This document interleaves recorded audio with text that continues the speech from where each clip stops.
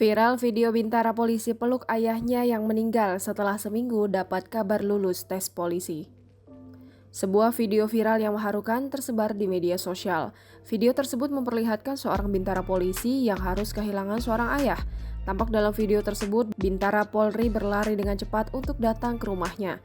Suara tangisan gemuruh begitu kuat dari pelayat yang telah datang. Larinya sang bintara melewati para pelayat yang sedang duduk. Begitu sang bintara melihat sang ayah telah dibungkus kafan karena telah menghadap Tuhan, langsung saja ia menangis.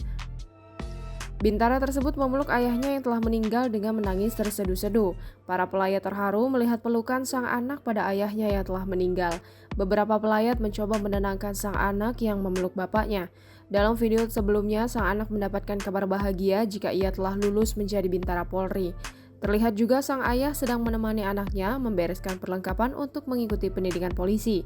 Tetapi 1 minggu mengikuti pendidikan polisi, sang anak mengetahui jika sang ayah meninggal dunia. Kejadian video viral tersebut terjadi di Jeneponto, Provinsi Sulawesi Selatan. Viralnya video yang tersebar di media sosial dikomentari oleh publik di Instagram.